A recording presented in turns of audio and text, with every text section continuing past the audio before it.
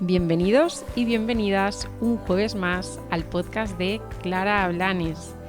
En esta segunda temporada te traigo a los mejores profesionales de la salud para brindarte recursos para lidiar con el estrés y la ansiedad. Además, puedes ver todos los episodios completos de forma gratuita en mi web www.clarablanes.es. Bueno, estamos un jueves más en el podcast de Clara Blanes y en esta ocasión tengo la suerte de que nos acompañe, bueno, pues un súper psiquiatra de aquí de Madrid, en concreto de la Clínica Universidad de Navarra, el doctor Javier Slatcher. Buenos días, Muy buenas buenos días, tardes. buenas tardes. Bueno, pues eso, es un honor para mí estar aquí, que me dediques, pues eso, esos minutos para hacer esta entrevista, esta charla, Sí. que al final lo que hacemos en este podcast es brindar a las personas que nos escuchan recursos para lidiar con el estrés y la ansiedad.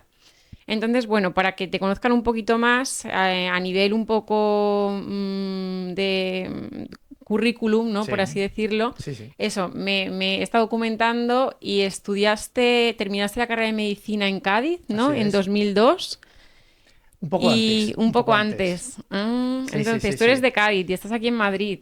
Bueno, Mm, la historia es un poco Más larga, más larga. más larga, pero básicamente hice la carrera en Cádiz, así es. Mm, Después me trasladé para hacer la especialidad en Pamplona de ah, psiquiatría, mm, que eso fue en el año 96.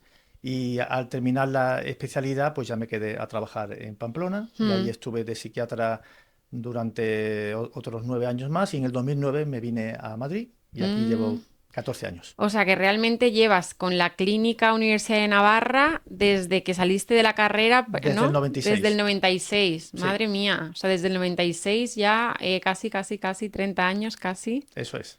Madre mía. Y eso, desde 2009, o sea, para que sepáis la importancia de esto, hemos estado un poquito antes hablando y de los psiquiatras que hay o sea, en la Clínica Universidad de Navarra hay 3 psiquiatras. Uno es Javier Slatcher para Sí, adultos y luego hay 3 para niños. O sea que fijaos que en toda la Clínica Universidad de Navarra, tan grande como es, en la sede de Madrid, que si venís por aquí, o sea, es una sede espectacular, que tiene una capilla chulísima, o sea, es una sede muy, muy chula, que vienes aquí y te da ganas de quedarte a trabajar en los sillones que hay por ahí y todo. Y eso, fijaos que solo hay 6 y uno de ellos es Javier Slatcher. Entonces, algo has hecho bien, algo has, ¿no? Para estar aquí en esta posición, que yo creo que es tan golosa, ¿no? Para los ya, psiquiatras, que yo creo que hay muchos psiquiatras que les gustaría sí, estar en tu lugar.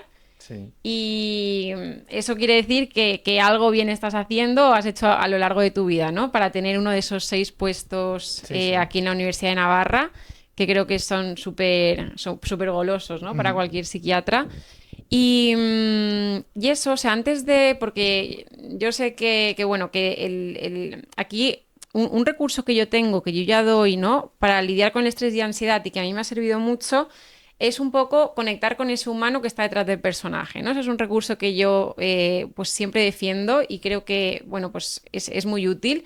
Sí, Entonces, por humanizar un poco a este doctor psiquiatra, ¿no? Que está aquí día a día dando el callo, sí. ¿qué te hizo a ti? Es una pregunta un poquito más personal. ¿Qué te Ujú. hizo a ti decantarte por la psiquiatría? O sea, ¿qué es si volviéramos a ese Javier, ¿cómo te llamo? ¿Javier o Javier, Slatcher? sí, Javier, Javier, Javier, sí. vale.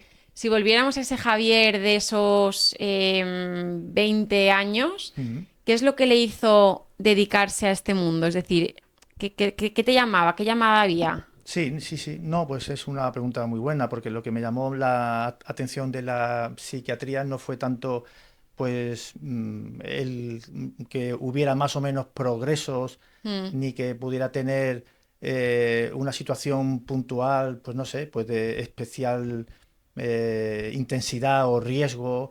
Hay gente que le encanta las urgencias, gente que le encanta los pacientes especialmente graves, especialmente situaciones difíciles. mm, Yo, efectivamente, más bien lo que me gustaba era, desde luego, una especialidad que tuviera una atención global al paciente. Y de hecho, mm, dudé entre medicina interna, porque tienes una visión muy de conjunto, pediatría, que también es un conjunto, pero es un conjunto más pequeño, mm. y psiquiatría. Esa era mi duda al principio. Y estudiando el MIR, de pronto pues vi con más claridad que buena parte que la psiquiatría me gustaba en el tipo de psiquiatría que hago, Mm, que es una psiquiatría de consulta, de poder dedicarle tiempo a los mm. pacientes. Claro, Eh, porque cuéntanos mm, aquí a cada paciente, ¿no? ¿Cuánto tiempo las consultas entiendo que sí que puedes darles ese mimo, ¿no? Ese cariño. sí, vamos, sí, porque claro, tenemos la posibilidad, efectivamente, en un paciente nuevo, pues que te tienes que hacer cargo un poco de todo, pues tenemos previsto hasta 1 hora y media que Mm, te da tiempo pues para hablar de muchas cosas, para situarte. Cuando ya son revisiones, pues ya es más breve, claro, son mm. 3/4 de hora, pero que está probablemente un poco por encima de la dedicación Sí. así habitual. Y eso te permite pues entrar a aspectos de la vida y de la persona que de Mm, normal pues quizás no salen. mm, mm. Y eso, porque me decías que te dedicabas al mundo de la psiquiatría y que Sí, decidiste entonces, vale, ¿y qué te, porque después de, o sea, de tantos años, ¿no? sí, En el sector y en la profesión, que sigo un poquito por lo personal y luego ya pasamos a más, vale. pues eso, de estrés y ansiedad. Ajá. Em, sí, o sea, ¿cuáles son tus reflexiones respecto a hacia dónde va la psiquiatría, hacia dónde estamos yendo? O sea, porque tú has vivido, claro, te tienes una visión que yo ahora mismo no tengo, ¿no? Porque has vivido ya esos 30 años o casi 30 años de evolución de la profesión. Sí. Entonces, ¿hacia dónde, qué percepción tienes de respecto a las personas que veías hace 15 años? Ujú. A las que ves ahora. O sea, que... Sí. A ver, probablemente en lo más importante o lo más nuclear no haya mucha novedad. Mm, El- el- pero, por ejemplo, así diría, una de las cosas que yo he notado más con el paso del tiempo mm, es que antes, o sea, las personas en general están como más indefensas ante las situaciones difíciles, mm, ante el estrés o situaciones difíciles de la vida que siempre hay. Porque antes la sensación, porque esto no se puede medir, mm.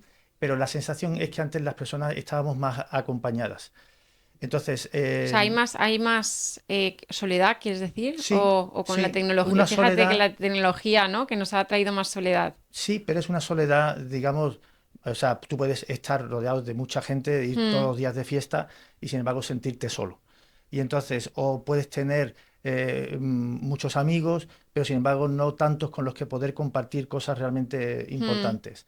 O puedes sentirte solo ante una situación porque en el fondo no sientes el apoyo de una De red tu entorno. familiar o amistades. Entonces, eso evidentemente no solo tiene que ver con las redes sociales en el sentido Mm. o con las nuevas tecnologías, ahora ya no son nuevas. Pero bueno, la cuestión, ese es un factor. Pero yo creo que Mm, tiene que ver también con otros factores de la propia sociedad, de cómo se construye la sociedad y las ciudades. Y un poco una cierta deshumanización, una pérdida el acompañamiento familiar también, por las estructuras familiares en fin, que están sufriendo también la situación. Bueno, yo creo que eso es lo mm. que hace que quizás las personas pidan en la consulta unas intervenciones por parte del especialista que yo muchas veces pienso que no nos corresponden. Bueno, nos corresponde porque nos lo piden y porque, pues ya está, pues si se trata también de eso, pues muy bien. Y a mí eso no me incomoda porque entiendo que tiene que ver con eso que yo buscaba, de una atención global del Mm. paciente.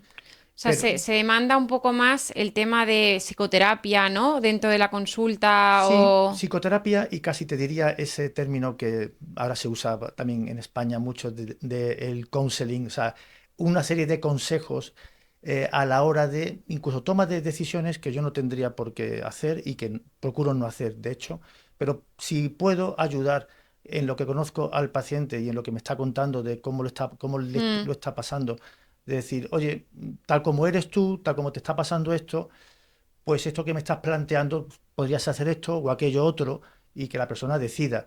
Pero incluso ese estilo de acompañamiento mm, antes no era tan necesario, mm. porque las personas tenían como otros criterios, tenían como más criterios y un acompañamiento, como decía antes, que, bueno, pues que ya te ofrecía ese tipo de soluciones y posibilidades. Y una pregunta que hago mucho aquí, porque cada uno me decís una cosa distinta según vuestras vivencias y demás. ¿Qué diferencia tú ves entre el estrés? Porque vamos a centrarnos ansiedad, Muy bien. nos centramos en trastorno de ansiedad generalizada, ¿vale? Ujú. Entonces, entre el estrés y la ansiedad generalizada, o sea, ¿qué diferencias tú ves? O porque hay gente que no sabe muy bien, porque claro, el estrés, si lo mantienes en el tiempo, pues puede dar problemas, ¿no? Más grandes. Entonces, ¿qué diferencia tú? Sí, a ver, a veces en la vida real se dan a la par, claro, porque de hecho una de las manifestaciones que tiene el estrés, sobre todo el estrés al principio, quizá con el paso del tiempo Mm, no, pero desde luego el estrés, digamos, la ansiedad sería como una parte de cómo se manifiesta el estrés. O sea, tú puedes tener ansiedad y no tener estrés, y sin embargo es muy raro que tengas estrés y no tengas ansiedad.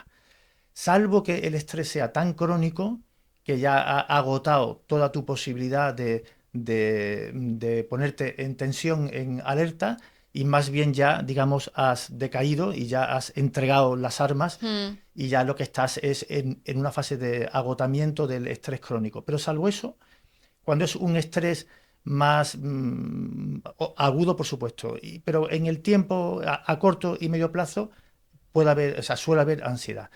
La ansiedad mm, generalizada, de hecho, aunque se influye, le influye que te estén pasando cosas, mm, pero tú puedes tener ansiedad generalizada de vacaciones. mm, Y entonces dice, oye, el estrés ahí no hay estrés, porque el estrés es respuesta a una respuesta excesiva porque te está demandando más de lo que tú puedes dar, pero si te está demandando un extra durante muy poquito tiempo, pues no hay problema. Si tengo mm. que salir corriendo para coger el autobús, no hay problema. Si tú me pides que corra durante 3 días seguidos, me moriré. Entonces, el estrés en esa medida es bueno, pero efectivamente tú puedes tener ansiedad en vacaciones sin necesidad de dar una respuesta a nada. Mm, El concepto de todas formas de ansiedad generalizada, si fuéramos muy puristas, mm, es un concepto es la definición de una persona que tiene algo de ansiedad de manera permanente mm, durante como mínimo 6 meses. Y mm, digo permanente, digo mañana, tarde, noche, lunes, miércoles y domingos, y vacaciones y todo tiempo. mm, Y entonces lo digo porque en sí es un diagnóstico muy preciso, mm, distinto de personas que son ansiosas mm. y que pueden tener ansiedad con frecuencia. Y ahí, desde luego, volvemos a lo de antes, el estrés no es lo mismo que la ansiedad, aunque forma parte de la ansiedad del estrés. Muy interesante.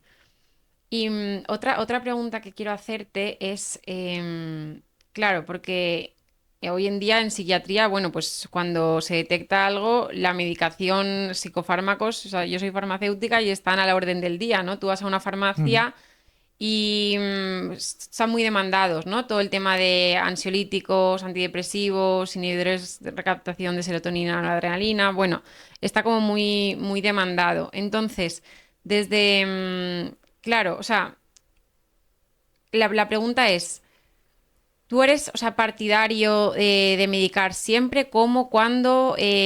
No, o sea, danos un poco de eso, porque veo que ahí hay como un tema que es un poco, vale, pues una persona que se medica, vale, pero luego cómo se quita la medicación, o sea, ese tema... Sí, sí. No, no, es un gran tema porque, por una parte, hay dos cuestiones. Hay una que es muy interesante para el que sepa entender por qué, que yo no lo sé por qué, que es por qué en España somos el país del mundo donde más se consumen ansiolíticos, y eso no es nuevo. O sea, eso es de siempre. Y entonces, pero es una pregunta interesante, la verdad. ¿Por qué? Probablemente tenga que ver con nuestros psiquiatras antiguos, que recetaban mucho. Y Y no, encima es el país donde más sol hace también, ¿no? O sea, que hace el sí, puede sol parecer, hace... puede parecer contradictorio, sí, ¿no? De decir, bueno, si hace sol se supone que la gente vive mejor, se distrae al aire libre, se lo pasa mejor en vacaciones, no sé, por decir cosas. Pero bueno, dicho esto, sí, porque la luz tiene más que ver con el ánimo muchas veces más que con la ansiedad, ¿eh? O sea, es más propio pensar que en los países nórdicos haya problemas de ánimo más que problemas de ansiedad. Pero bueno, dicho esto, ese es un aspecto que no sé cómo, por qué, la verdad, porque en España somos así. Pero desde el punto de vista que me has preguntado más, que es la parte del especialista, y dejando de lado que es verdad que en todas las especialidades hay médicos que recetan más que otros. Yo no sé si presumo, pero desde luego procuro recetar poco. Mm, Me parece que hay que dar siempre a la persona la oportunidad de que utilice todos los recursos que tiene mm, y que mejore esos recursos. A mí me enseñaron en la carrera que la que se cura es la persona, no el tratamiento. Y estamos hablando también de los antibióticos y mm, de lo que tú quieras. Entonces, aplicado a la salud mental, la que se cura es la persona. Entonces, ¿en qué casos hay que dar medicación? Hombre, cuando ves que hay una situación tan aguda mm, que la persona que está sufriendo necesita algún cambio rápido, porque los cambios de esos de aplicar recursos tuyos o de intentar adquirir algún tipo de fortaleza que no tienes son lentos. Y entonces, claro, no puedes esperar, a veces no puedes esperar, ya sea porque tiene que dormir la persona o porque tiene una ansiedad que le está ahogando, y a veces hay que dar un tratamiento pues para que la respuesta sea más rápida. Y otras veces también el tratamiento se da porque a veces duele tanto a la persona lo que le está pasando que necesitas bajar un poco el dolor para poder realmente adquirir eso, habilidades, herramientas para poder cambiar. Pues un ejemplo muy en paralelo sería pues cuando tienes algo traumatológico, ¿no? Te has dado un golpe muy fuerte o tienes una lesión y vas al fisio y el fisio te dice, oye, mira, yo es que no puedo actuar porque cada vez que te toco te duele. Entonces, o tomas algo para bajar el dolor o yo no puedo hacer mi tarea. Entonces, lo que le va a curar es la persona se va a poner bien gracias a la intervención que va a hacer el fisio, pero esa medicación analgésica al principio puede ser necesaria como la puerta de entrada. mm. Dejo para el final algunos casos que los hay también en psiquiatría, claro, de cuadros que son quizás más biológicos y que solamente se curarían o sería difícil que se curaran si no fuera por un tratamiento. Mm. ¿Y qué le dirías? O sea, ahora quiero aprovechar porque creo que hay como mucha gente, ¿no? Que a lo mejor ha ido al médico de cabecera, le ha dado la pastillita y esa gente está con la pastillita, ¿no? Ujú. Y bueno, ellos hacen su vida normal, pero ¿qué le dirías a esa gente que de repente un día les dieron, pues eso, la pastilla y siguen con esa pastilla y a lo mejor no se están escuchando? Sí. ¿Qué le dirías a esa gente que está en esa situación? A ver, yo, no sé, por decir algo concreto y que pueda ser útil, ¿no? Diría que cuando una persona lleva más de 6 meses tomando un tratamiento, y doy por hecho que el médico de cabecera lo ha hecho bien y ha acertado y le está ayudando ese tratamiento, ¿eh? Pero cuando ves que llevas más de 6 meses y no hay una perspectiva de cómo va a terminar esto, porque no puedo dejar el tratamiento, merecería la pena probablemente una opinión más especializada para ver si hasta qué punto es necesario ese Mm, tratamiento, mantenerlo en el tiempo, o si realmente puede dejarlo, o hay que buscar otro tipo de ayudas, pues probablemente de una psicoterapia, o hay que, no sé, pero desde luego no dar por hecho que una medicación tiene que ser para siempre y, hombre, y eso evidentemente no te lo puedes plantear tampoco a los 15, 20 días, sino hablo de los 6 meses como una medida prudente.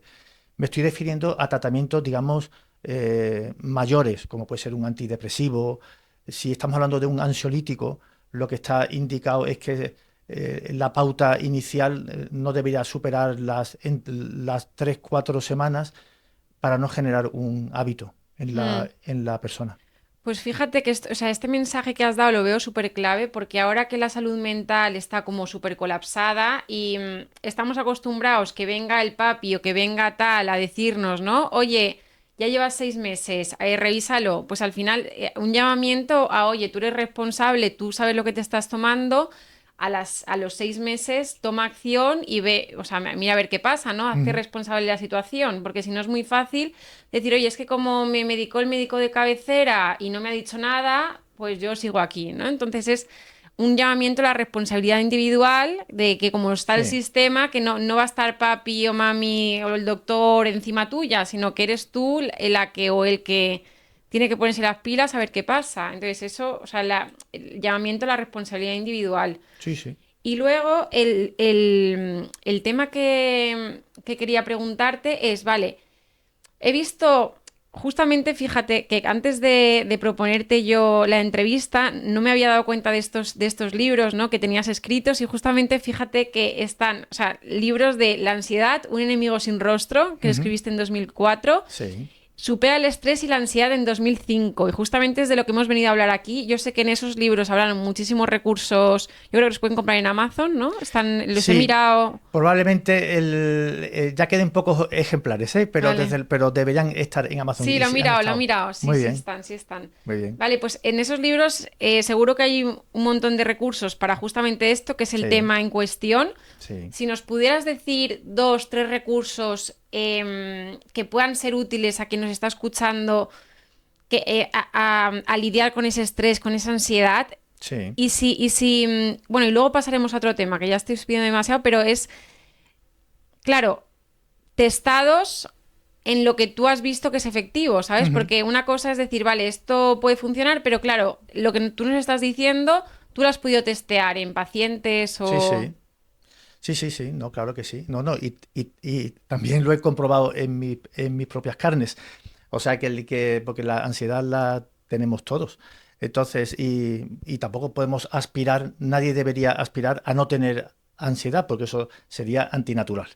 Mm. Entonces, Un punto que, ahora que ya has sí, sacado esto, que ansiedad tenemos todos, fíjate que yo ahora me hago un reencuadre y cuando a mí me viene, si me acelera tal, o tengo estrés o tal, digo, vale, ¿para qué viene? ¿No? Y a lo mejor digo, es que este estrés me está ayudando a que llegue a tiempo a la cita, por ujú, ejemplo, ¿no? Entonces, que sí, tiene una función y que hay un estrés, o sea, que es muy funcional, porque igual si no tengo ese estrés, igual yo no llego a la cita, ¿no? Entonces claramente. tiene una función, por eso no demonizar tampoco a eso Eso y es. no esperar a que eso desaparezca porque eso tiene una función. Lo que estamos viendo ahora nosotros es cuando eso se convierte ya en un tema que ya no es estrés positivo, sino que es un estrés que perjudica la salud. Sí, sí. A ver, clásicamente, o sea, ¿cómo se diferencia la ansiedad? Que, o sea, primero, o sea, percibir que uno tiene ansiedad es normal, no debería ser motivo de que nadie se asustara, pero efectivamente, ¿qué diferencia hay entre la ansiedad normal, que se puede llamar fisiológica, la normal, y la ansiedad patológica? Pues, hombre, la ansiedad normal debería ser de una intensidad razonable, a lo que a uno le pasa. O sea, los nervios, como has dicho antes, por llegar al tren, pues deberían ser razonables, unos nervios normales. Tan normales que esa ansiedad, como has dicho, está pensada, tiene un fin, tiene el fin de que yo sea capaz de, en este caso, de llegar puntual al tren. Hmm. Y entonces, si la ansiedad es tanta que no llego al tren porque me he aturullado y entonces que no sé cuánto, entonces esa Ujú. ansiedad no es buena. Entonces, sentir algo de ansiedad no pasa nada, tiene que ser una ansiedad que tenga un motivo, una finalidad práctica útil, que tenga una intensidad razonable, que tenga una duración también razonable, porque yo la ansiedad cuando voy a Atocha, en cuanto piso Atocha y veo que tengo tiempo, ya me relajo.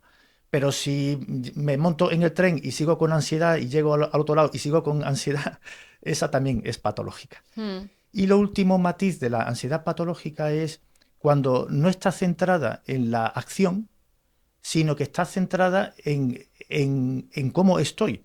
O sea, me pongo ansioso porque me noto ansioso. Y entonces eso se autoalimenta y se desenfoca de lo que es para qué está la ansiedad. Está Hmm. pensada para que llegue al tren. No está pensada para que esté agobiado pensando que mal estoy. Entonces, bueno, esa ansiedad buena, como decías, tiene sentido y bueno, pues eso no hay problema. Hmm. Los consejos serían para cómo no tener una ansiedad patológica o un estrés, en este caso, que tampoco sería, digo, un estrés de los malos. Lo que es un estrés, pues que efectivamente de nuevo está mantenido en el tiempo, que no me deja ser funcional y demás. Vale, yo ahí efectivamente, a ver, alguna pauta o alguna cosa que pueda ser útil con la experiencia, ¿no? Como has dicho. Pues mira, la primera de ellas se me ocurre que es bueno, esta diferencia que he hecho antes de... porque es muy teórica, lo que nos interesa es la práctica, ¿no?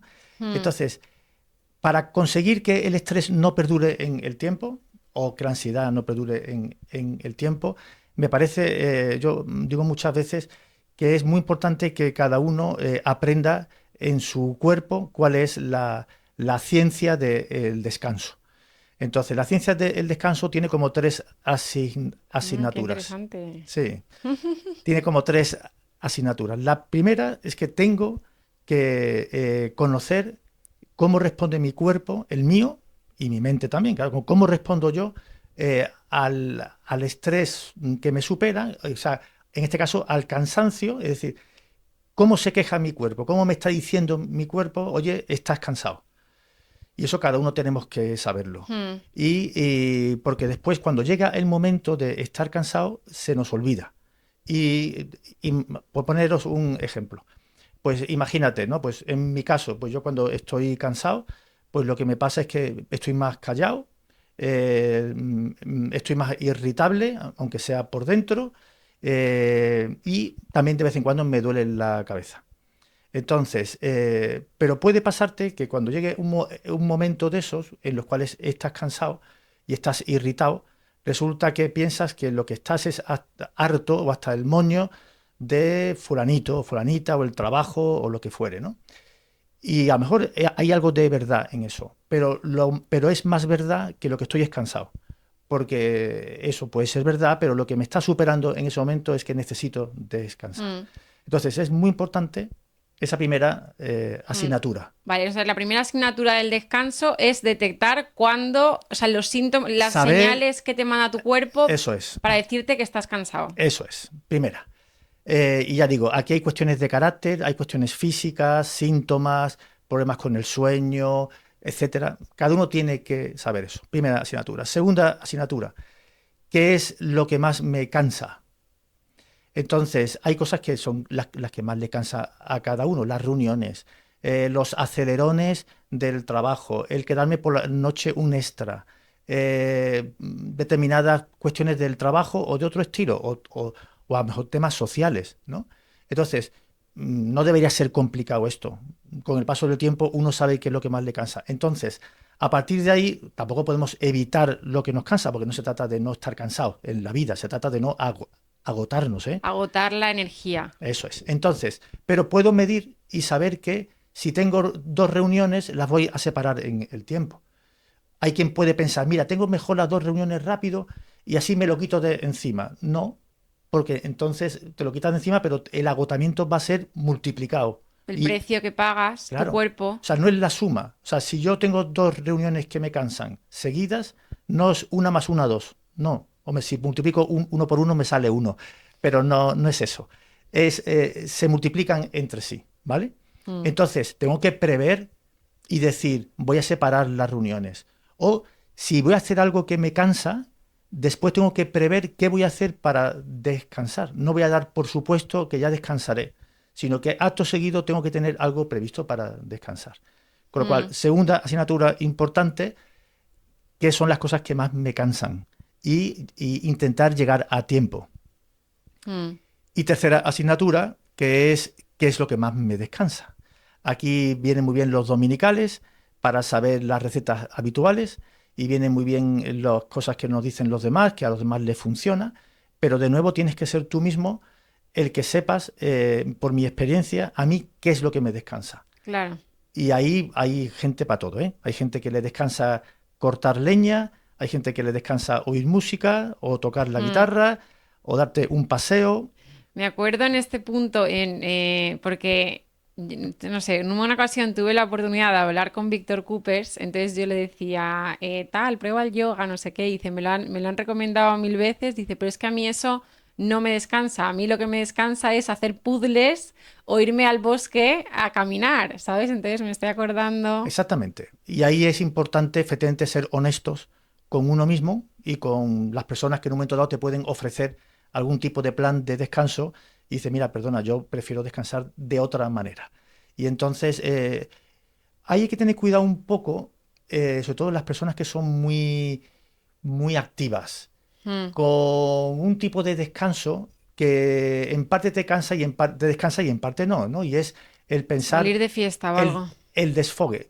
Bueno, puede ser el salir de fiesta que vamos, a ver, Mm. no estoy Lo- demonizando tampoco no, el pues, salir de... ¿sabes? No, yo también estoy contigo, pero luego, bueno, cuenta. Luego al día siguiente de salir es como, pero es como que, no sé cómo explicarlo, no sé, luego al día siguiente, o sea, que yo no soy mucho de salir y Sí. tampoco, pero sí que reconozco que salir de fiesta como que te ganas el día siguiente de descanso. No sé cómo explicar. Ujú. Como que está estancado, Sí, sí, que ese día te lo has ganado de, ¿sabes? ya. Que no se hace nada, pero Sí. que No, sí, no, entiendo. y que a lo mejor efectivamente has cumplido parte del descanso, que es el distraerte, hablar de otras cosas, o pasártelo muy bien en algunos aspectos, pero que a lo mejor has machacado al cuerpo, Mm, porque llevas 4 días estudiando por las noches para el examen mm, y la noche esa sales hasta las tantas y desde luego al cuerpo lo has machacado. ya está machacado todo.